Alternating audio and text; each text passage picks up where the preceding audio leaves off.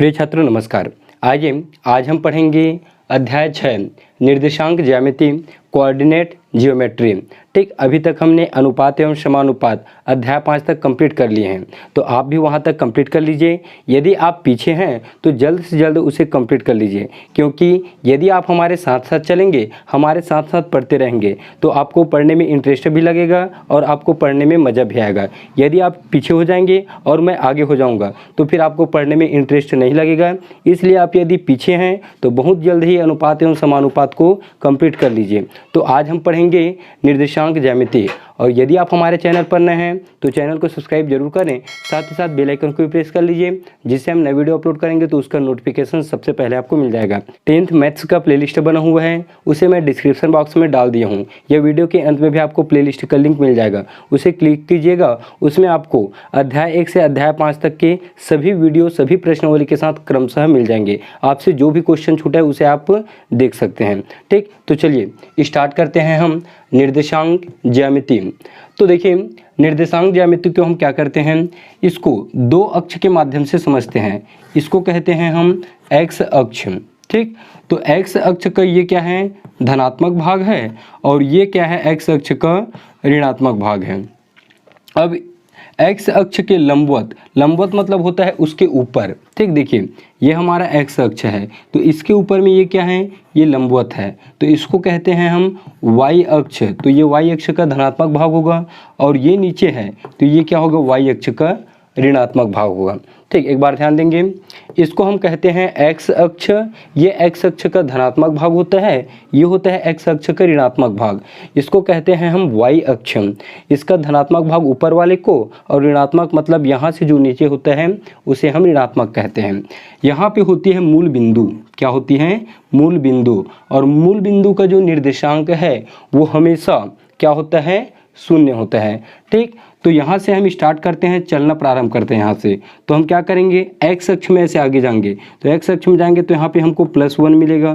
ठीक, यहाँ पे हमें +2 मिलेगा, यहाँ पे हमें +3 मिलेगा। ठीक, धनात्मक है इसलिए। अब जस्ट हम ऐसे पीछे आएंगे, मतलब 0 से इधर आएंगे लेफ्ट तरफ, ये राइट है तो धनात्मक, लेफ्ट के लिए ऋणात्मक होगा, तो ये होगा -1, ये होगा -2, और ये होगा -3। अब ध्यान दीजिए, फिर हम इसी तरह y के धनात्मक अक्ष में जाते हैं, तो ये मिलेगा हमें +1। ठीक, ये मिलेगा हमें +2, और ये मिलेगा हमें +3।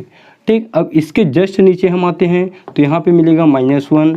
ठीक, ये -2 -3। तो इस तरह से y के नीचे भाग को हम -3 तक लिए हैं। आपको जहाँ तक लिखना चाहते हैं वहाँ तक आप लिख सकते हैं। ठीक, हम 3 तक ही लिखे हैं सिर्फ अभी इसको समझने के लिए। ठीक, यदि आपके पास ग्राफ पेपर या ग्राफ कॉपी नहीं है तो आप स्केल से खींच के साफ साफ ग्राफ बना सकते हो। ठीक, कोई ज़रूरत नहीं है आपको ग्राफ कॉपी लेने की। यदि ग्राफ पेपर है तो बहुत अच्छी बात है, उसमें भी आप इस ग्राफ को बना सकते हैं। तो चलिए देखिए, इतना तो समझ आया ना, एक्स अक्ष और ये वाई अक्ष, धनात्मक और ये ऋणात्मक। अब देखिए एक चीज़ मैं बता देता हूँ, ऑब्जेक्टिव क्वेश्चन में काम देता है। ठीक, एक्स निर्देशांक को भुज कहते हैं। एक्स निर्देशांक को हम क्या कहते हैं, भुज कहते हैं, तथा वाई निर्देशांक को कहते हैं हम कोटि। वाई निर्देशांक को कोटि कहते हैं।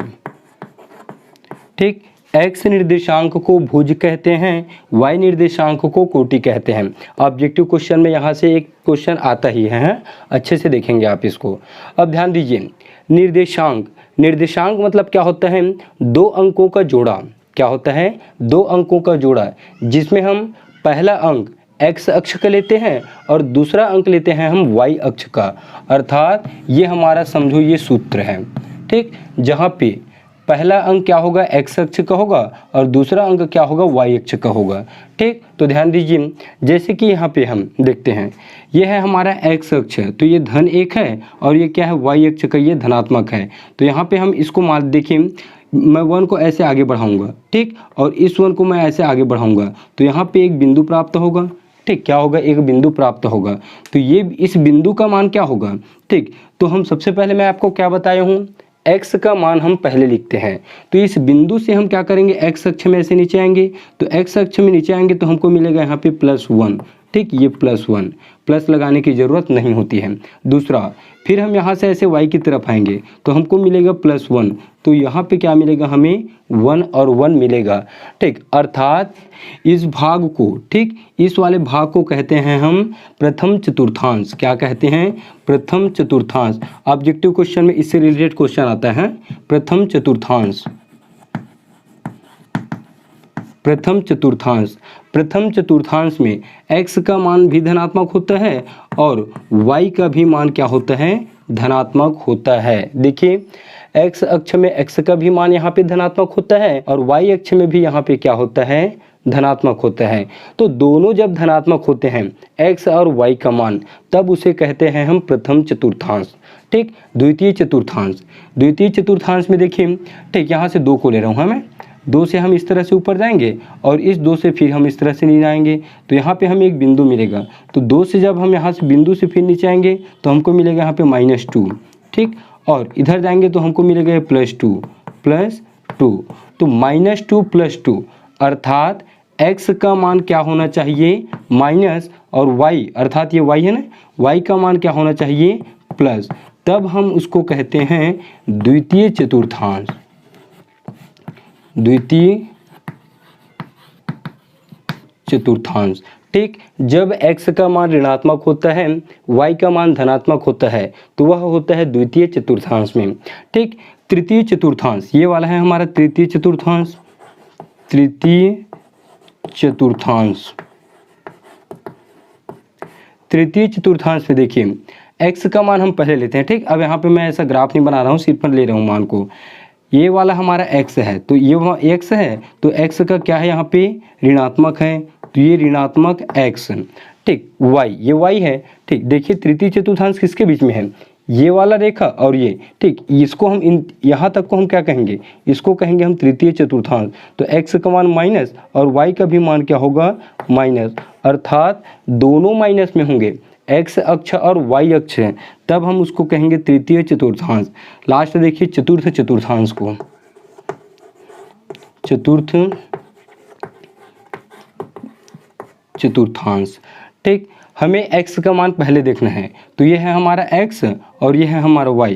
ठीक, अर्थात इसको, ठीक, इसको क्या कहेंगे हम? इस वाले भाग को कहेंगे चतुर्थ चतुर्थांश। तो यहाँ पे x वाला मान ये है, तो x का मान यहाँ पे धनात्मक होगा और y का मान यहाँ पे ऋणात्मक होगा। ठीक, अब ध्यान दीजिए, जब x और y दोनों का मान धनात्मक होता है तो वो प्रथम चतुर्थांश में होता है। जब x का मान ऋणात्मक, y का मान धनात्मक, तो वो द्वितीय चतुर्थांश में होता है। जब x का मान ऋणात्मक, y का भी मान ऋणात्मक होता है, तब वह तृतीय चतुर्थांश में, और जब x का मान धनात्मक होता है और y का मान ऋणात्मक होता है, तब वह होता है चतुर्थ चतुर्थांश में। ठीक, तो इस तरह से चतुर्थांश आपको समझ आया। ठीक, तो समझ आ गया, तो चलिए देखते हैं हम सीधा सीधा इसका प्रश्नावली। ठीक, प्रश्नावली का क्वेश्चन देखिएगा। इसके बाद देखते हैं हम प्रश्नावली 1 का पहला और दूसरा क्वेश्चन। ध्यान दीजिए, पहला क्वेश्चन क्या है देखिए, नीचे बिंदुओं के निर्देशांक दिए गए हैं, उन्हें निर्देशांक समतल पर प्रदर्शित कर बताइए कि वे किस चतुर्थांश में हैं। मतलब ये पहला के सभी क्वेश्चन हैं। पहला में 4 क्वेश्चन हैं, पहला, दूसरा, तीसरा, चौथा। तो इसको क्या करना है हमें? इस समतल में अर्थात इस ग्राफ में हमें प्रदर्शित करना है और बताना है कि ये कौन से चतुर्थांश में है। तो चलिए पहला का ये चारों हम पहले देख लेते हैं। ठीक, क्वेश्चन दूसरा का भी लिख के रखा हूँ मैं। तो चलिए देखते हैं सबसे पहला क्या है। पहला है, पहला का पहला 3 और 4। ठीक, इस तरह से आप भी अपने कॉपी में स्केल से बढ़िया साफ साफ अक्ष बना लीजिए। ठीक, x अक्ष और y अक्ष, और नंबर दे दीजिए 6 से 7 जहाँ तक आपके कॉपी में जाता है। ठीक, इधर 10 तक भी आप दे सकते हैं। तो पहला क्वेश्चन है हमारा 3 और 4। तो पहला क्या है? इसको हम कहते हैं x, इसको कहते हैं हम y। तो x का मान क्या है? 3 और y का मान क्या है? 4। ठीक, तो ध्यान दीजिए, x का मान क्या है यहाँ पे? 3। ठीक, और y का मान क्या है? 4। तो ये हुआ y का मान 4। समझ आया ना? पहला मतलब x, तो x का मान क्या है? 3, धनात्मक मिलेंगे हम। तो x का मान क्या होगा? 3 और y का मान क्या होगा? 4। तो हम क्या करते हैं, 3 को इस तरह से हम ऐसे आगे बढ़ाते हैं। ठीक, मतलब ऊपर की ओर ले जाते हैं ये। ठीक, मैं बताया भी था। और 4 को भी क्या करते हैं हम इस तरह से दायां तरफ आगे बढ़ाते हैं तो हमको मिलेगा यहाँ पे एक बिंदु, और यही बिंदु क्या होगा, 3 और 4 का मान होगा। ठीक, ये 3 होगा और ये 4। जब हम इस तरह से नीचे आएंगे तो x का मान मिलेगा हमें 3 और y का मान मिलेगा हमें 4।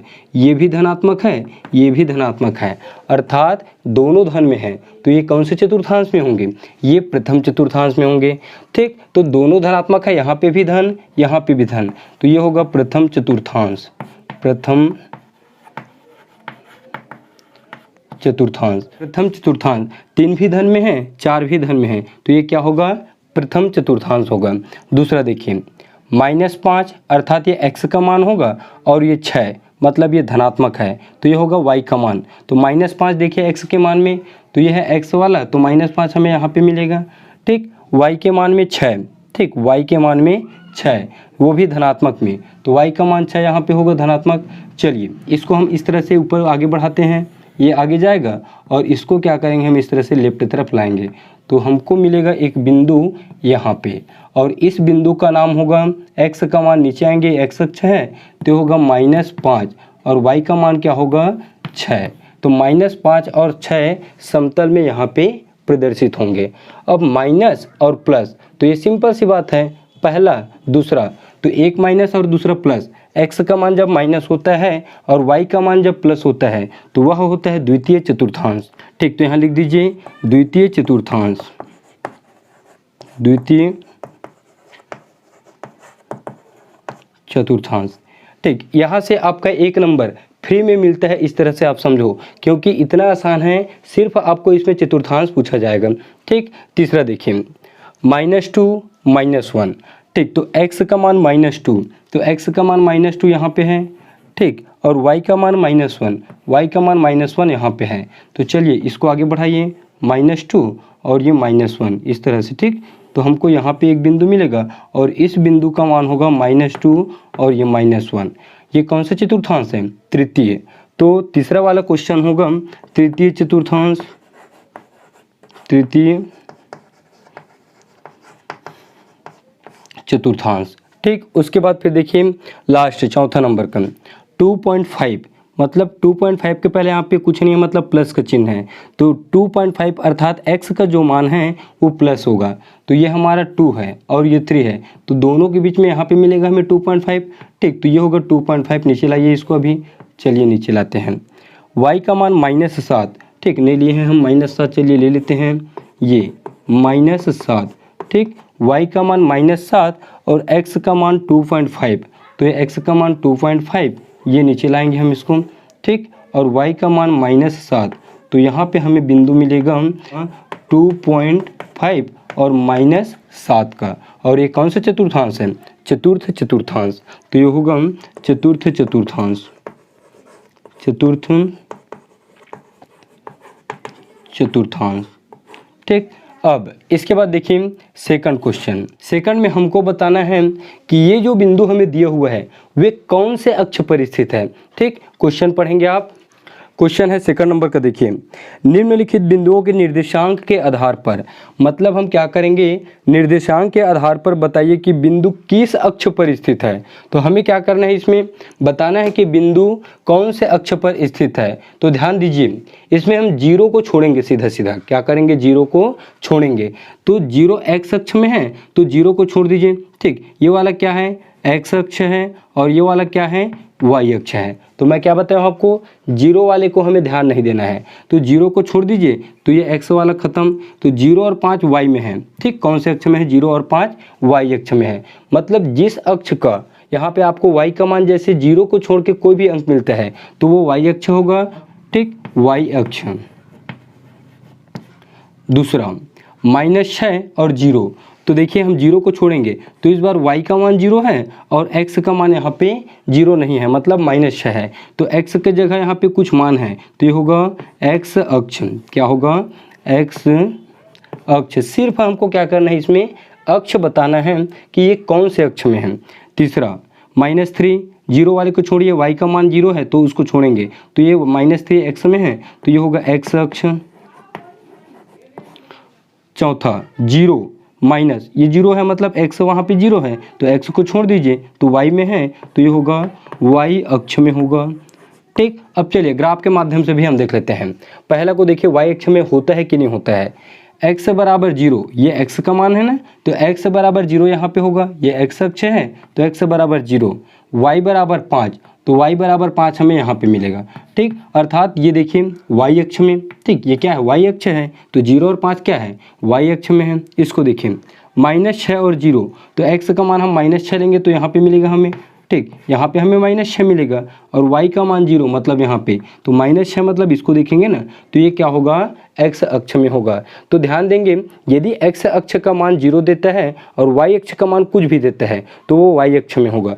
यदि y अक्ष का मान 0 देता है और x अक्ष में कुछ अंक रहता है तो वो होगा x अक्ष में। ठीक, तो इसे आप नोट कर लीजिए। इसके बाद देखेंगे हम इसका तीसरा क्वेश्चन। इसके बाद देखते हैं हम तीसरा नंबर का क्वेश्चन। तीसरा क्वेश्चन क्या है देखिए, रिक्त स्थानों की पूर्ति कीजिए। ठीक, मतलब खाली स्थान आपको दिया हुआ है और इसे क्या करेंगे हम समझ के भरेंगे। ठीक, तो पहला देखिए क्या है, बिंदु P -4 और -7 खाली स्थान चतुर्थांश में स्थित है। तो यहाँ पे x क्या है माइनस है और y का मान क्या है माइनस है, मतलब x निर्देशांक भी माइनस है और y निर्देशांक भी माइनस है। तो दोनों माइनस होता है तो वो कौन से चतुर्थांश में आता है, मैं क्या बताया हूँ आपको, तीसरा। ठीक, ये वाला जो तीसरा वाला है वो क्या होता है, इसमें दोनों माइनस होते हैं तो ये होगा तृतीय चतुर्थांश। तो यहाँ पे लिख लीजिए तृतीय चतुर्थांश। ठीक, दूसरा, x अक्ष पर स्थित किसी बिंदु का y निर्देशांक खाली स्थान होता है। ध्यान दीजिए प्रश्न को समझेंगे। x अक्ष पर स्थित, ठीक, x अक्ष पर स्थित किसी बिंदु का y निर्देशांक, तो यह है हमारा x अक्ष, यह है हमारा x अक्ष। ठीक, x अक्ष पर स्थित किसी बिंदु का y निर्देशांक, तो x अक्ष पर y निर्देशांक यहाँ पे मिलेगा ना आपको, यह है y अक्ष। ठीक, तो ये हमारा x अक्ष है तो x अक्ष पर स्थित y, ठीक, x अक्ष पर स्थित बिंदु y का निर्देशांक, तो यहाँ पे कौन सा जो होता है बिंदु, शून्य होता है। क्या होता है, शून्य। तो x अक्ष पर बिंदु y का निर्देशांक शून्य होगा। और एक बात याद रखिएगा, y अक्ष पर स्थित बिंदु x का, ठीक, y अक्ष पर स्थित बिंदु x का भी निर्देशांक शून्य होता है। तो ये क्या होगा, x अक्ष पर स्थित किसी बिंदु y का निर्देशांक शून्य होगा। ठीक, शून्य। तीसरा, निर्देशांक समतल पर दोनों अक्ष, निर्देशांक समतल पर, यह है हमारा समतल। ठीक, ये हमारा समतल है, चित्र को मिटाया नहीं हूँ, यहाँ पे देखिए यह है हमारा y अक्ष, यह है हमारा x अक्ष। तो निर्देशांक समतल पर दोनों अक्ष परस्पर खाली स्थान होते हैं। तो ये x अक्ष है और ये y अक्ष है, तो यहाँ पे कितने अंश का कोण बनेगा, 90 अंश का। और जहाँ 90 अंश का कोण बना मतलब वो क्या है, दोनों एक दूसरे के परस्पर लंबवत होते हैं। तो यहाँ पे दोनों अक्ष क्या होंगे, परस्पर लंबवत होंगे। ठीक, परस्पर लंबवत,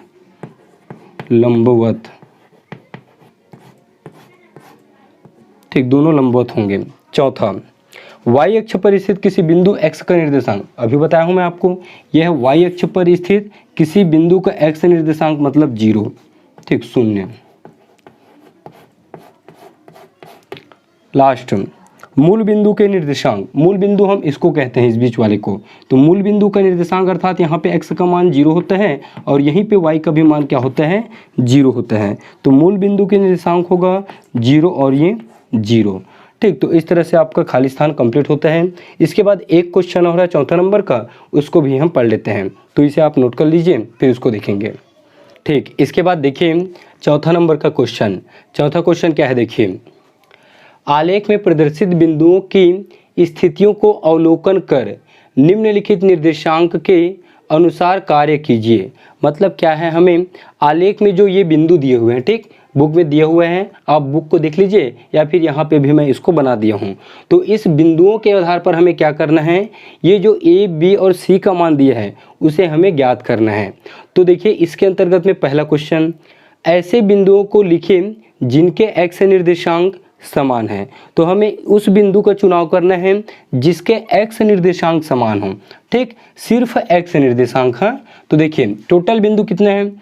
अच्छा देखिए बुक में यहाँ पे h का जो मान है 6 और -1 दिया है, जो कि संभव नहीं है। ठीक, क्योंकि यहाँ पे क्या हो सकता है, -6 होगा और 1 का मान क्या होगा, प्लस होगा। तो इसको सुधार लीजिएगा।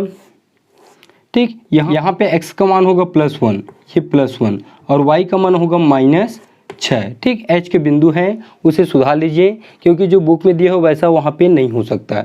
चलिए देखिए, सिर्फ हमें x निर्देशांक देखना है, x निर्देशांक समान। तो -4 -5 -3, ठीक, 3 5। तो देखिए इतने में से कोई समान दिखा क्या आपको, नहीं दिखा। 5 3 है, यहाँ पे 3 है, अर्थात d और p ये दोनों समान है। देखिए d के x निर्देशांक 3 है और p के x निर्देशांक 3 है। तो सिर्फ हमको d और यहाँ पे b भी है। ठीक, b d और p, तो b d और p ये तीनों के x निर्देशांक समान हैं। तो इसका उत्तर होगा, उत्तर कौन कौन सा बिंदु है, b d और ये p, b d p। ठीक ठीक, तो b d p इन तीनों के x निर्देशांक समान है। और देखिए -4 -5 -3 -2 -5। अच्छा -5 हमको फिर यहाँ पे दिया है, g और g का है यहाँ पे -5 और r का भी -5 है। ठीक, तो g और r को भी लिख सकते हैं हम, और करके लिखेंगे। हाँ, और g और क्या है, एक r है, g r। और देखिए -3 है क्या कहीं पे, नहीं। -5 है क्या कहीं पे, ठीक, यहाँ पे हम इसको लिख लिए हैं। -4 वाला देखिए, -4 भी नहीं है कहीं पे भी। और कुछ दिख रहा है क्या आपको, देखिए। अच्छा c के फर्स्ट निर्देशांक मतलब x निर्देशांक है 5, और s के भी एक पहला निर्देशांक है x निर्देशांक 5। तो c और s, ठीक, c और s के भी निर्देशांक क्या है, समान है, c और ये s। इस तरह से 3 2 5 2 7 बिंदु हैं जिनके x निर्देशांक आपस में समान है। आपस में नहीं, g और r के निर्देशांक, b और d और p के निर्देशांक, c और s के निर्देशांक। ठीक, इसके बाद देखिए b नंबर का क्वेश्चन। इसमें हमको क्या करना है, y निर्देशांक समान बताना है। तो चलिए इसका y निर्देशांक देखिए जल्दी जल्दी और बताते जाइए मेरे को। ठीक, y निर्देशांक 6 देखिए कहीं पे 6 वाला है, ठीक, नहीं है, ये है e और e का ये 6 है, यहाँ पे 6 है, तो e और b। ठीक, तो मिल गया हमें एक e और ये b। और दूसरा देखिए यहाँ पे 5 है, 5 वाला देखिए कहीं पे और है +5। ठीक, यहाँ पे है c, तो g में +5 है और c में +5 है। तो ये होगा g और c, g और c। और देखिए 1 +1 देखिए कहीं पे +1 नहीं है। ठीक, -2 देखिए कहीं पे होगा, तो -2 यहाँ पे है। ठीक, तो Q में -2 होगा और P में भी -2 होगा। इसके y निर्देशांक आपस में समान है, -2 और -2, P और Q का। ठीक, Q और ये P का। और देखिए -5, ठीक, -5 यहाँ पे है और -5 यहाँ पे है। तो R और S के भी क्या है, दोनों की मतलब y निर्देशांक समान है, R और ये S। और देखिए कहीं पे, ठीक, अब तो मुझे नहीं दिख रहा है और देख लेंगे आप, कुछ होगा तो। चलिए तीसरा देखिए, ऐसे बिंदुओं को लिखें जिनके x निर्देशांक और y निर्देशांक अर्थात x और y दोनों का मान आपस में समान हो। तो चलिए देखते हैं। यहाँ देखिए दोनों समान है, यहाँ पे भी नहीं है, यहाँ पे भी नहीं है, यहाँ पे -2, यहाँ पे भी -2, मतलब Q के जो निर्देशांक है उसका x निर्देशांक भी -2 है और y निर्देशांक भी -2 है, तो Q होगा 1 पॉइंट। दूसरा R में दोनों निर्देशांक समान है, -5 -5। और देखिए D और ये हो जाएगा आपका C, ठीक, D और C, D और ये C। तो 4 बिंदु है Q R D C जिनके x निर्देशांक और y निर्देशांक दोनों आपस में समान हैं। ठीक, तो इस तरह से हम आज की क्लास को कंप्लीट करते हैं और नेक्स्ट क्लास में देखेंगे इसके आगे के क्वेश्चन को। वीडियो आपको अच्छा लगा है तो लाइक करें, कमेंट करके मुझे ज़रूर बताएं और अपने फ्रेंड लोगों को शेयर भी कर दीजिए। फिर मिलते हैं नेक्स्ट क्लास में।